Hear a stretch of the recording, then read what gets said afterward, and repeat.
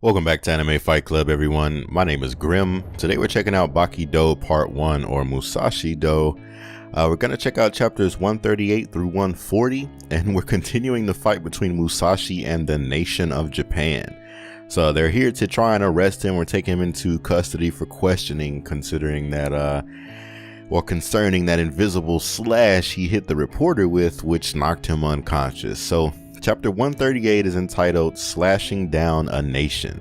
So Musashi's standing here facing off against this coordinator and his little army of officers. Musashi standing here, hair on end. Shoot him now. Officer looks over. In the leg? Don't miss, or he'll cut you down. Huh? Oh, he's already a goner. He's too nervous. He should have stayed at home. So he points this gun at Musashi. All we see is his arm move extremely quickly. He's thrown some type of pin at this man and embedded it into his eye socket. I want to assume there's bone right here, but wow. So he throws this at this man. It gets stuck in his eye. Then Musashi dashes forward, has his index knuckle protruding his fist as the inspector or this coordinator turns around to look at Musashi, and Musashi has embedded this finger into this man's eye. So that eye should be gone. Good. Oh. So Musashi raises both fists in this same manner with his index knuckle protruding and raises both hands, Yujiro style. So the rest of the officers rush in. They have this pole pointed at them as well as their guns and whatnot.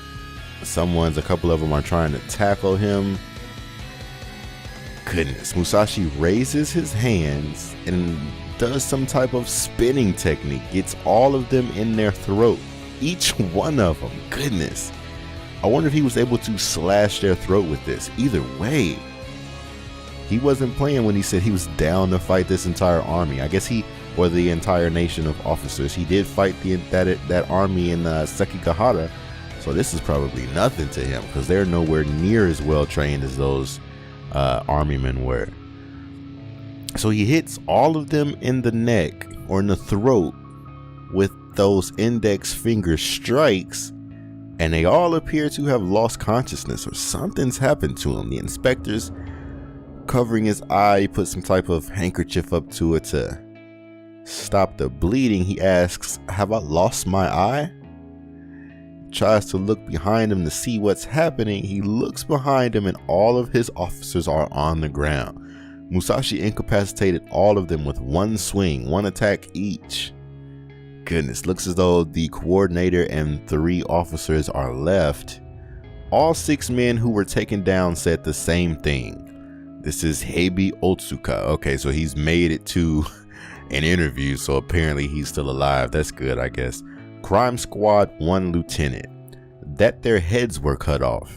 Eh? No, he didn't draw his swords. Not until later. After that, it was really difficult. All we could do was spring on him. We are the police after all. But you well know the result. Pulls out this cigarette, lights it. You're asking me how the 6 remaining men, who are all well trained, strong, sturdy officers, got taken down? That, in hindsight, it probably was a good idea. That they must not have all moved in at the same time. It's true. The 5 other officers all say the same thing. They all surrounded him and all leapt at him. So there were 6 left and they all leapt at him at the same time. Wow, and all 6 got hit. One took a palm strike to the face. One's throat was cut. Another's throat was cut. One was cut in half vertically. Another's leg or ankle was twisted and cut. And then one took a chop to the jaw. They couldn't attack effectively because their comrade was in front of them. They got in each other's way. Then when their turn to attack finally came around, it was a one-on-one battle. a police officer against the legendary swordsman Miyamoto Musashi. Yeah, now all that power you think you have when you put on that badge and vest are gone now that you're in the face of someone who's a literal monster. I guess in modern terms, you could say it was his formidable footwork. That's what they call battle tactics, isn't it? So he puts out this cigarette. It's all true. Wow. So he bodied all of the so-called warriors, all of the officers that were dressed for combat. He bodied all of them, but left the coordinator, the lieutenant, standing, only with that one missing eye. No one in the police department can say otherwise. Look at his hand. Oh my goodness. About to swing the blood off of his hand. Oh good, he did it. He's awesome. Well, I don't know if there was blood on it, but he still threw the strike. His forearms are huge. We're currently tracking him. Chapter 139, Alone. This is a nice image of Baki, all this shading, these pencil marks. I really like this one. It's white hair. This is dope. Next story in the news. The legendary swordsman's rampage through the streets. Last night at midnight in the Shinjuku area, police detained a man that was calling himself Musashi Miyamoto and carrying a pair of swords. They asked the man to accompany them due to reasonable suspicion. The man resisted detention and a fight broke out. The man then escaped into the city. Police are treating this case with utmost importance and are currently in pursuit of the man. They have widened the scope of the investigation and are preparing for what will come next. The man calls himself Musashi, who has been reborn in the modern era and has appeared on television and social media. Where is he headed and what is he trying to do? And of course, who is he in reality? So they don't want to accept that he's the actual Miyamoto. But of course, I'm sure they don't know about Tokugawa's methods about cloning and bringing this man back to life. In other news, the economical impact of what he said is true, thinks Baki.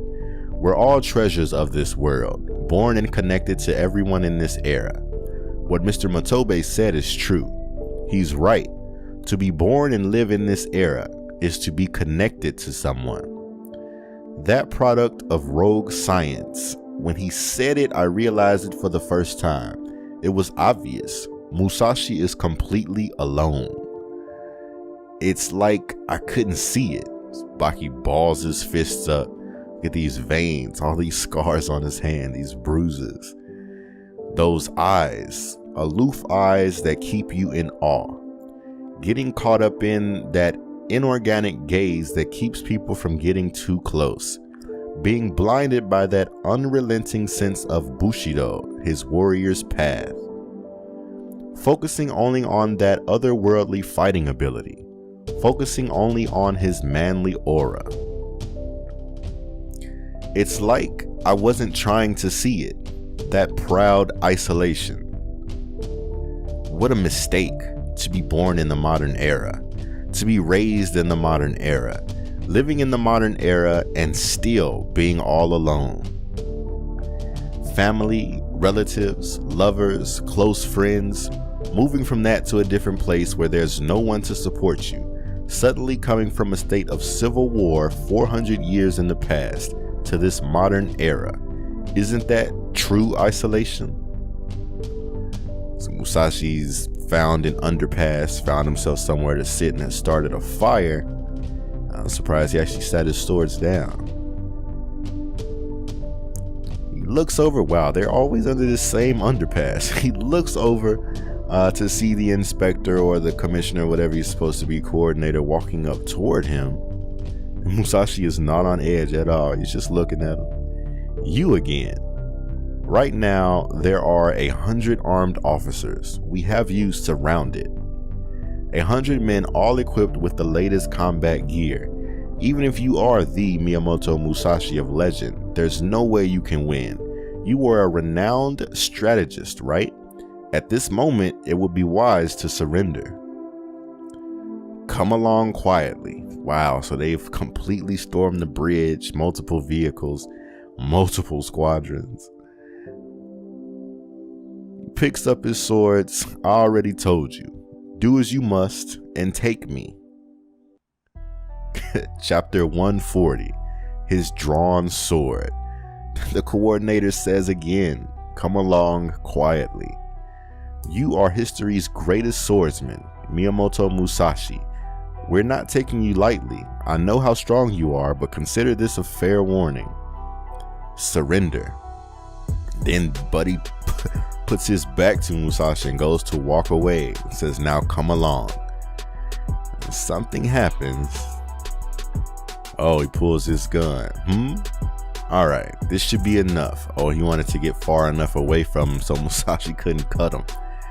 I've been a detective for a long time, but I'm not very good with this thing. But even I won't miss at this distance.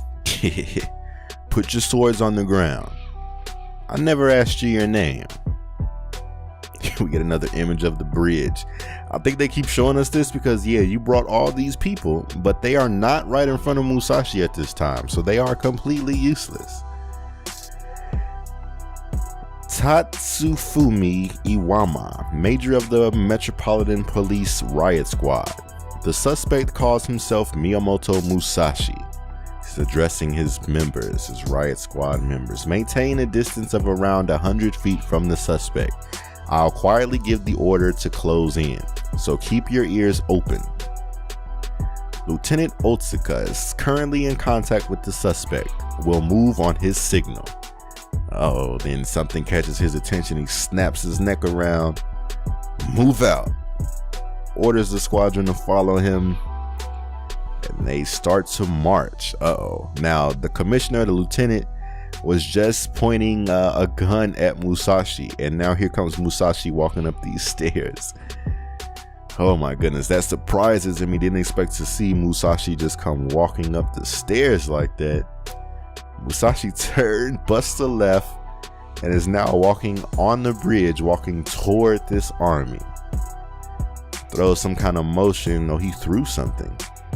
Oh, he threw the lieutenant's gun at this leader, who catches the gun.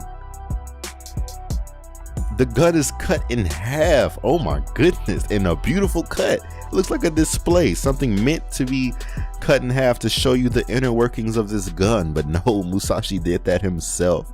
The hell? That's Otsuka's pistol. You son of a... Before you jump to any conclusions, it was an ordinary duel. Otsuka was the first to draw, but I'll overlook that. He cut him in half? Now this is kind of... Well, no, I guess he was telling that story right after that fight.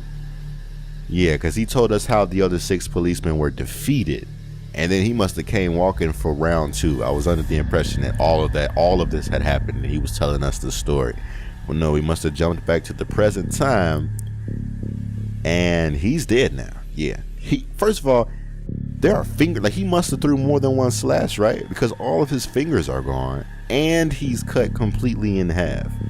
Musashi says it was a good duel. Was it? You and Buddy just goes off. I slashed him because he challenged me. It was as simple as that. Wow, it's a fair warning to the rest of you.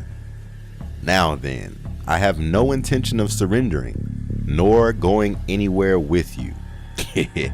What are you going to do about that? Oh my goodness. So he's about to continue his fight with the nation of Japan. That is the end of today's video. I hope you guys enjoyed it. Please hit the thumbs up, share with your fellow otaku. Please leave a comment. Please subscribe if you haven't already done so. If you have, thank you very much.